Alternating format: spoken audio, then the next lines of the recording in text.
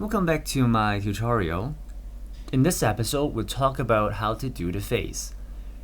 Now, it's very important to get the face right. In fact, all the parts are important to get it right, but the face requires extra focus, extra attentions, extra effort and patience because by a little bit off on the face will be amplified a lot when you get to the hair, the eye, and the mouth and everything else. So if you start off wrong with the face, you're probably going to end with the rather distorted final product.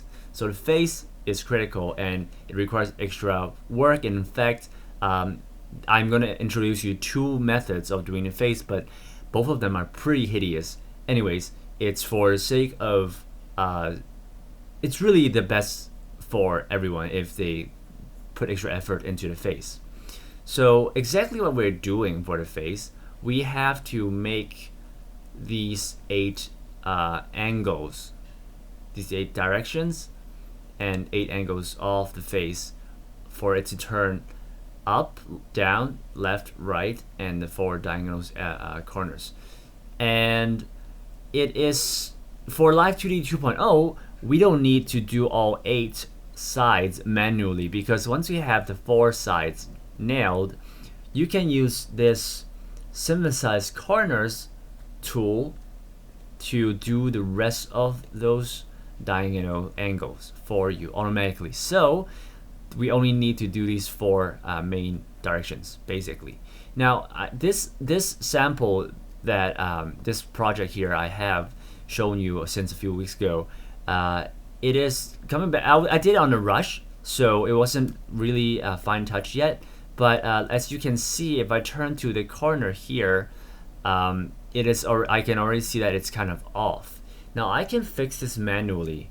First of all, to go back here and see that my face transformer deformer, and I can see that this part is curved in when it goes to the corner, and it seems like it's turning in a little bit too much, so I'll move these back out, and also this part a little bit, maybe like that. I can actually drop it down a little bit more so it's more natural.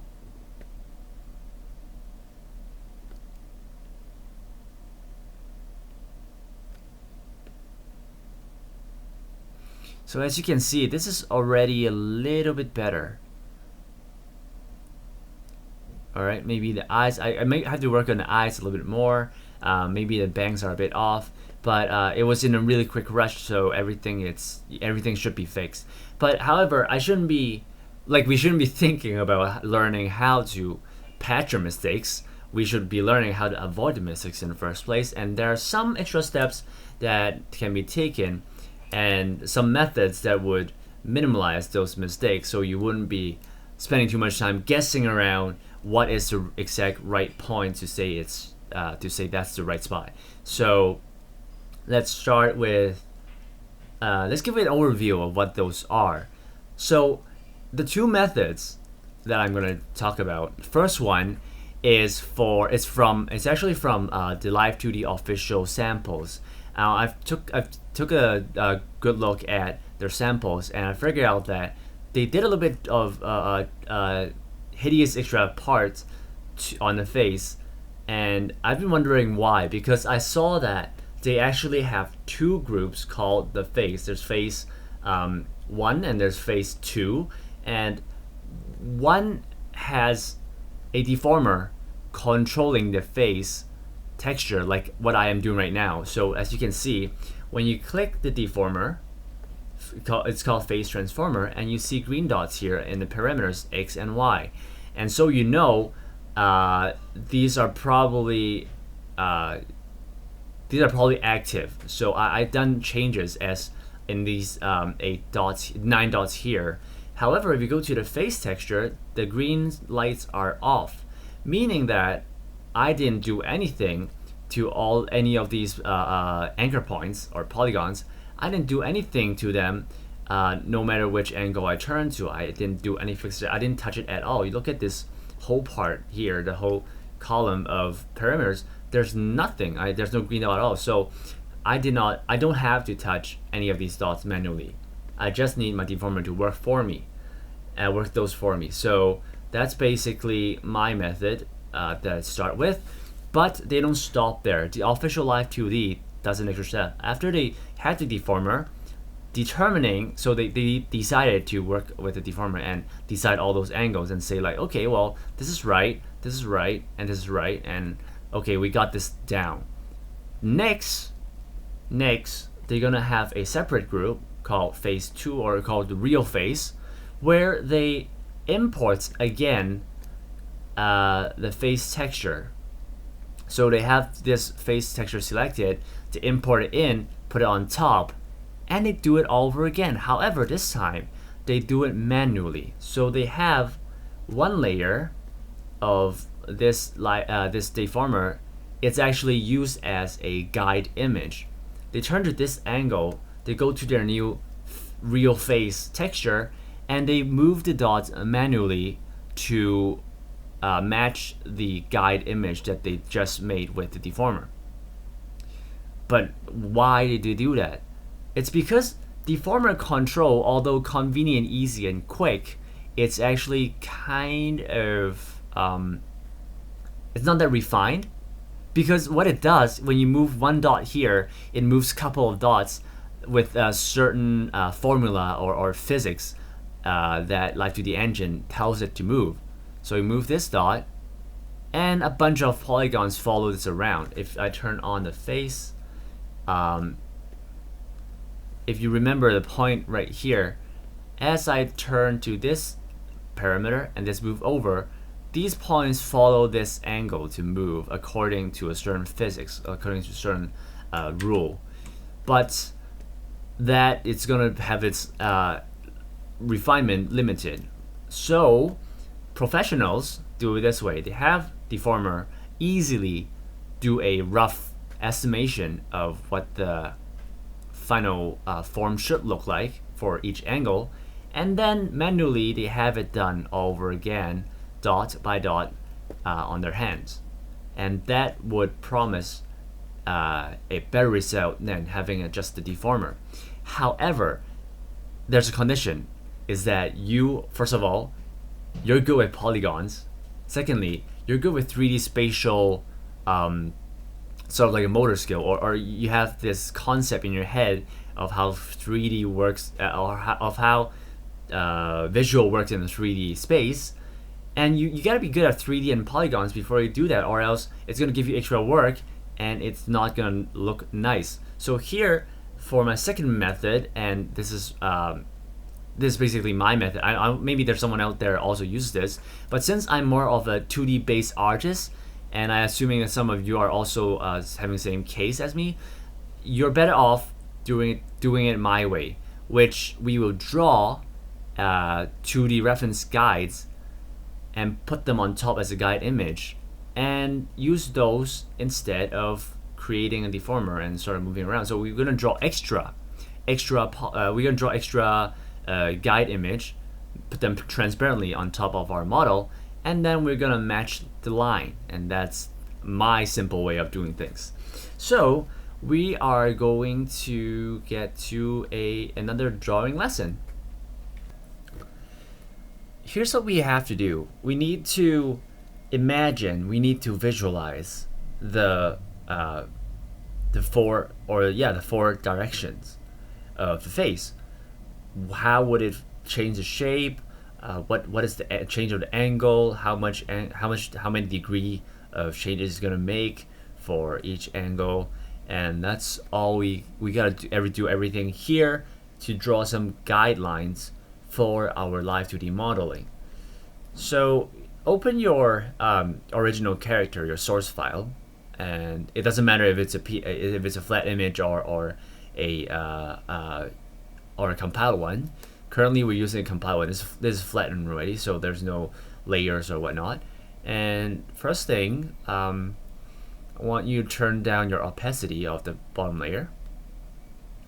Create a new one and draw on top of it. Now what we want to do here is to recreate the the perspective of the original source file. So this is a face. This is where the eye is sort of like the middle of the face is, and here's the center vertical line around, yeah, I would say this one. And I'm not gonna be too precise on this because I'm just gonna show you a quick example, but you will get the idea of it. So here's the face around here, and this is what I mean by the perspectives of the original structure. And we can also put in the eye around this.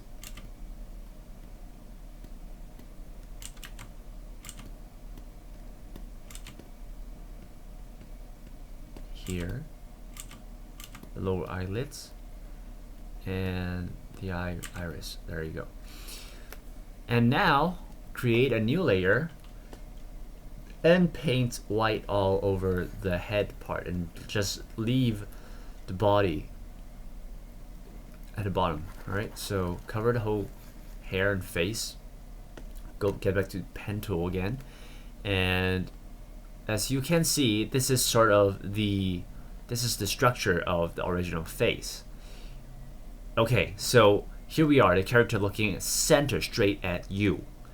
What is it like when it turns to this side, the left side? All right, how would it change the face? How would it change the eyes? And what is it gonna look like when we work on the Live2D product? All right, the modeling. Now, as I said in the introduction, Live2D has a limit of around 30 degrees. So if I have to imagine it turning to this side, I would say it's probably turned to about this much. And that's about 30 degrees. Because if it's completely onto this side, this is 45, right? If it's all the way turned this side, we're talking about, sorry, this is 90 degree, and 45 is about here, maybe here, and 30 is here. So how do we determine a angle 30 face in relative to the current 0 degree face? There's sort of a way to do this, and if you're not that good at this thing yet, if you're not good at capturing a certain angle yet, well, let's start with the easier one. I'm gonna show you how to make it easier for yourself to figure out what the 30 degree is for your character. The way to do that is to draw one that is for 90 degree to the left, and then you'll make it 45, and then you'll do it around a better guess of what 30 is, and gradually reduce to, sort of make from 0 to 90, and then get back to 45, and then go back to 30, and that's how you can capture better of that perfect angle that you need. So let's try to do that. Let's turn down the red one, and let's get a blue one instead. And let's say this character turned her head all the way to the right side.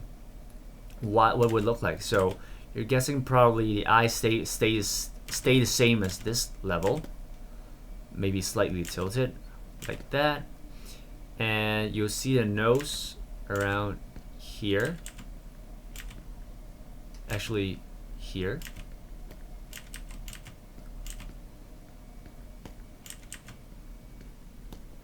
and the chin around probably a little bit inner, so here, and you'll have that face actually a bit more to be accurate. Nose is here, mouth here, and then all the way back there. Sort of this idea on the other side of the face.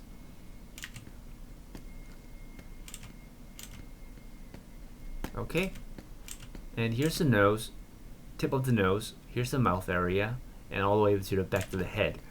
And for the eye, it's probably like something like this. Actually lower, right?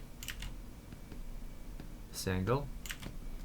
And if it's looking straight forward, it will look like this. So let's first do the lower eyelid. And if it's looking to this side, the iris would be over here, around like this. All right, but I want you, if you're putting the iris in as well, I want you to keep the iris remain in, looking to the center, so looking at the viewer. There's a reason for this, and I'll explain it later on when we get to the eye part. But for now, just keep it looking back at yourself, the viewer.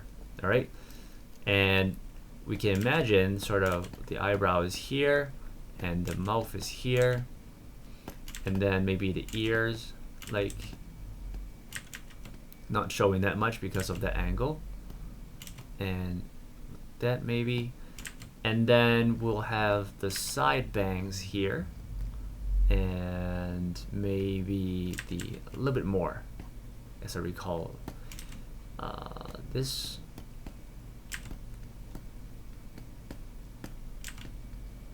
front bang, about this, some hair going out, ahoge, and moving back.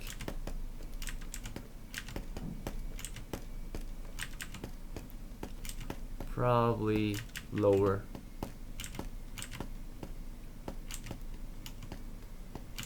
And back of the hair, probably like this.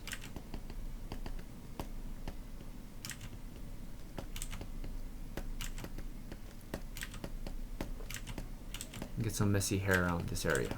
All right, so you get the idea. This is sort of the side view of the head when it turns to this side, assuming the body remains this. And this is 90 degrees. All right. Now what is 45 degree? So let's do a version that is 45. And we see the blue, we see the red. We're guessing maybe here. So it's a little bit curved-ish. This curve is, if it's at 0, it's at a center, it is straight. If it's this side, the curve is like this. So this is somewhat in between. And I would say around this area. Probably a better curve is like this or like this. All right. And the center, you'll see a little bit more on this half. And the rest like this much probably. And this is sort of the face circle, like this is the front of the face. If there's a circle around your forehead all the way to your chin or your cheek and to your chin, this sort of center. Now this is completely flat, and like you've seen here, the nose would be poking out of just a flat face because it's turned to that direction. When you're looking straight at the viewer, obviously the nose is not that obvious because how big it is, how long it is, you wouldn't see because it's flat in this angle. But if you look to the side, it comes out, and if you're looking at somewhere in between, it might show, depending on your character. Some characters have like bigger nose, and it would actually still see some, if I don't know if you're Pinocchio or whatever. But yeah, it's 45 is kind of rare to see a nose poking out, but at least you would see the cheek. A little bit more contour, so a little bit more contrast between this eye area and the cheek. It would be puffier because it's turned to that side.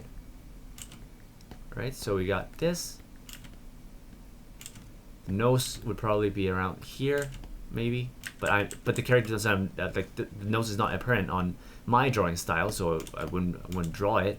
And the rest of the back of the head would be showing this much, about the same at all angles. It's about the same of how much the entire volume.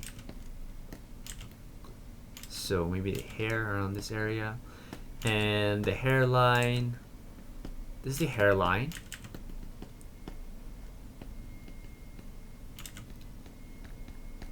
And sorry, this is the eye.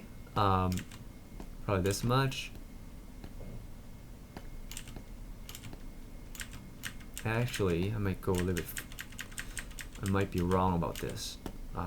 This might be wider. Yeah. The eye would be somewhere in between. So you got the eye and this, and the eye and this. This is both the left eye, her left eye, and so we're somewhat in between. So we're guessing around this area. A bit lower.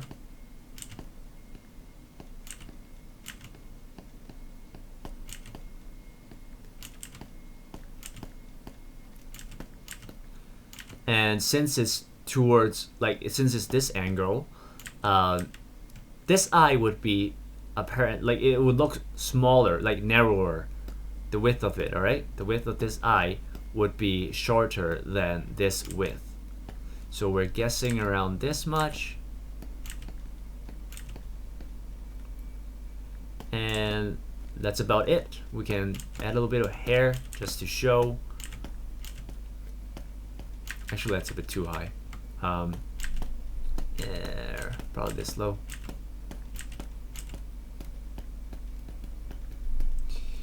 About this much, maybe?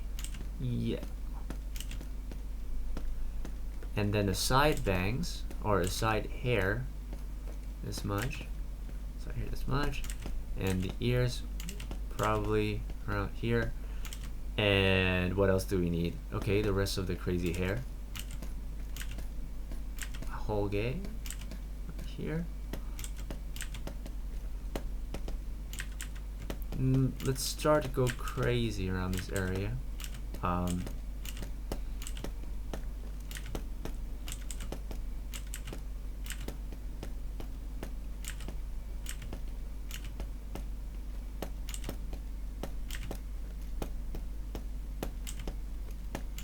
Not too crazy because we're turning back to the center, and you'll start to see this part coming out. So you get the idea. This is sort of like what it would look like if it's 45 degree. Right? The lips, the mouth maybe here, and this is 45. Now the rest is guessing where 30 is, and it's somewhere between. Let's pick another color. Sure, orange. So let's turn off blue, and now you see red and purple, right? And let's say maybe this color, pinkish, and you would guess around this area, this much, would be about 30.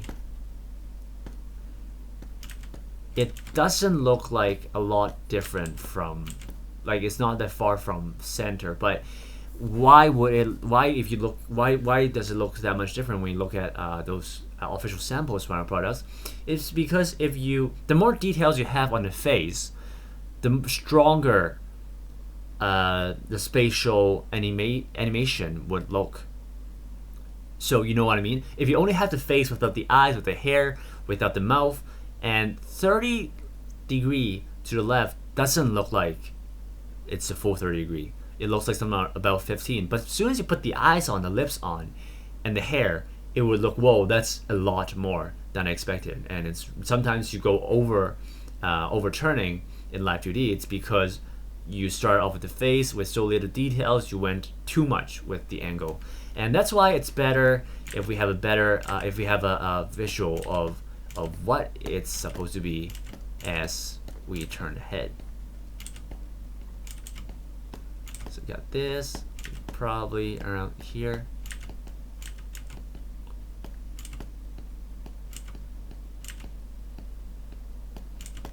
Probably here. Now, one thing I want you to notice when we're doing these guide pictures, these guide images, make sure the iris doesn't move. All right, so turn off the purple. As you can see, it's actually a little bit too high, but the iris of this layer and the original, and even including this very original, the iris shouldn't move at all. And there's a reason for this. There's a reason when the face turns to left side, the iris remain, or it becomes the right corner of this eye, or both eyes. Both eyes remain in this position, and there's a reason for this, but I won't explain for now. When we get to the eye part, it will all make sense. However, it will just, let's stick with what we have right now. It seems like we overdid the volume of the cheek as we turn this face. Maybe because I'm a bit hasty on this, but let's do some fixes here. It shouldn't be this much. Maybe popping out here, across here, and go back up here, and let's take a bit more here. Alright, this is more like it. The eye is sort of fine. If I do this, adding some lines here, iris remain. Let's turn, maybe the eyebrow would be here. And for this side, the position doesn't change. It's slightly narrower on this half of the face. Maybe like that. And the mouth certainly follows this line. Alright, the mouth follows the center line of the face. Like that. And it looks a little bit off, but that's okay because we are just making a really quick sample. And if you are a skilled 2D artist, you would totally know what exactly we're doing wrong right here, and probably won't have a problem when you work on your own project. But anywho, this is the left side of things. I could add a little bit ear.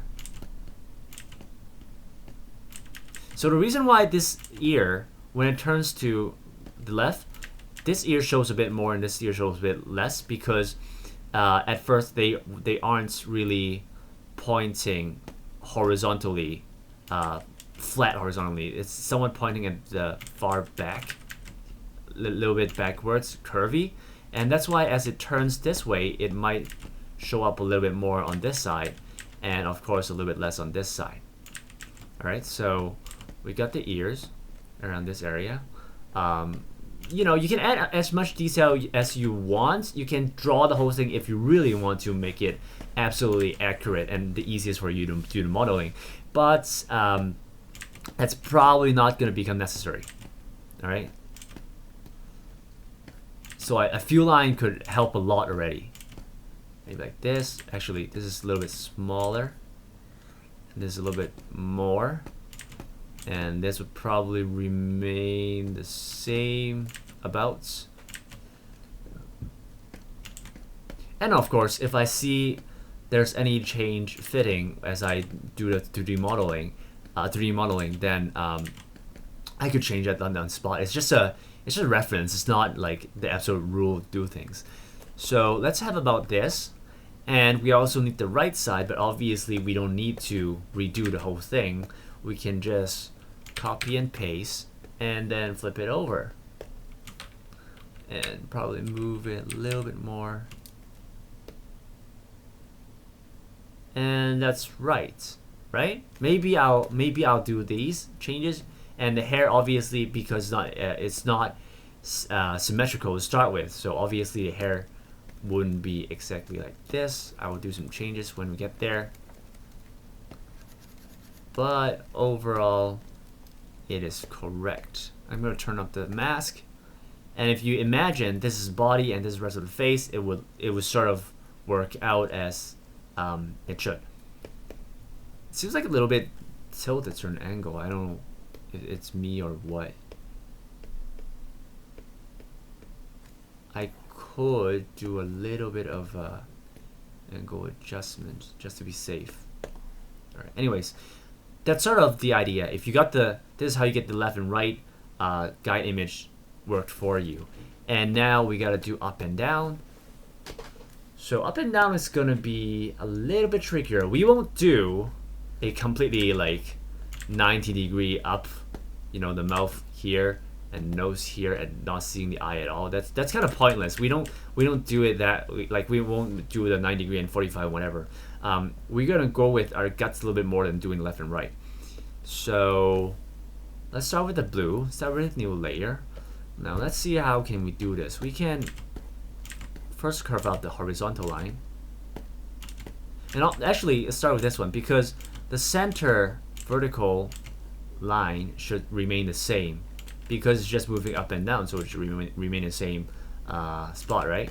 And we have this part curving upwards like this a little bit. And now we gotta figure out, let's work on the eye first, because if you put on the eye, you might have a little bit more idea of what you want to do about it. So let's iris remain the same.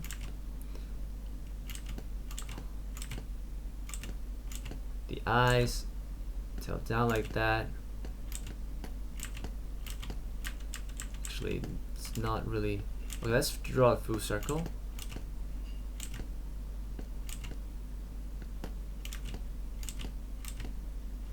Maybe a little bit higher like that.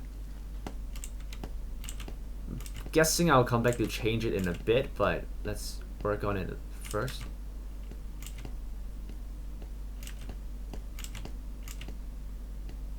So how do you know the eyes are right? Even if your iris remain the same spot, if you draw differently, it might look completely it might not fulfill the final purpose. The purpose of being so is that even when it's looking up, the iris stays in the same spot, which means that relatively it's moving down. And what it does, it's still looking straight at the viewer. So it's looking right at you. And when you're drawing this, you should feel like the character is looking at you and talking to you. If it's not, if it looks sort of like it's looking downwards, let's say if I do this, and it's almost like it's looking at your chest or your belly, then that's wrong. And when you know it's right when it's exactly looking at you into your eyes. Given that the emotions, like the character trait doesn't change, like the eye is still slanted, it still has this sort of a angry and sort of a annoyed expression, and that's her personality. And make sure you don't distort it. So you keep the personality, you keep the position, and thirdly, it is looking at you, and then you know that is right. Now, what changes would it make when the character looks upward? First of all, let's look at the original picture, and you can see that it seems like this character is already slightly looking downwards to begin with. So it's not completely flat, although we can draw a flat line. It is more like slightly tilted downwards already. So which means that when we move it up, it wouldn't look as much as or it's really maybe less than 15 upwards. You know what I mean? Less than 15 degree upwards. Because originally it's maybe at -5-ish. And so if you want 20, you should probably take 15. You know what I mean? So sort of a mathematical canceling out. So that's for one thing. So be careful of your character. If the original normal state is not really flat or not straight looking at you, then you might need to do some adjustment. But anyhow, we have this, and the changes on the cheeks would be universally the same rule. First of all, the chin would go upper a little bit comparing to the original, and the cheeks would look slimmer as you turn up. For my case, my chin is slightly narrower when it looks up. For some other case, if the face originally is at this state, when it looks up, it might actually look puffier than my case. But it's really a little bit different from case to case, and if you are an experienced 2D artist, you would know what it should be. I don't know. Maybe I'm not that good with words when it comes to talking about art theory, because I didn't really take any art class at all. But yeah, I probably know what I mean if you're an artist. You probably, yeah, you would figure it out. What it should, whether or not it should look puffier or narrow, skinnier as it moves different angle. And for my case, it would look like this. All right, so it's looking slightly upwards, and the eyes falling down. I could actually drop it a little bit lower, or I should move this head up a little bit. Is that too much? Maybe that. Yep, and that's probably more what I needed. So a little bit feeling of gazing down at you when it tilts its head up.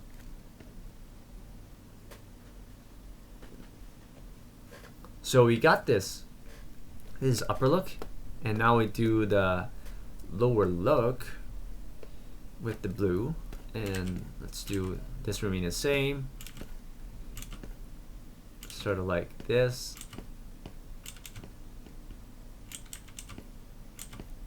Yep.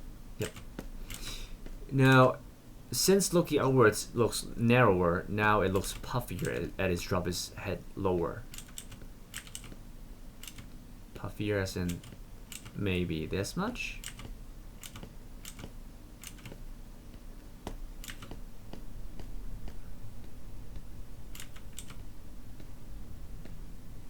It's not a lot of change. I mean, it's really subtle, but that's good enough. And like I said, soon as you put in those details, it will look completely a different image.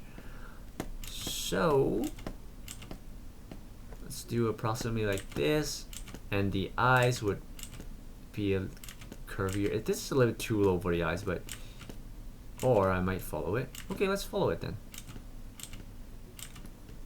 Really can't show, like, cannot keep the iris remaining at the same spot, or else it will not show anything at all.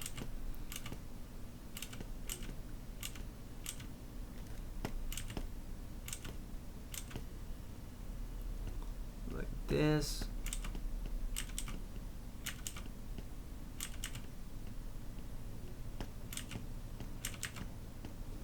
Maybe like this. It feels like a little bit off positioning on the left side. So maybe like this. Still a bit off. Why is it off? It's because my skills aren't good enough for you. All right. Anyhow, I'm not gonna get into details too much. The mouth drop here, and this is her head down.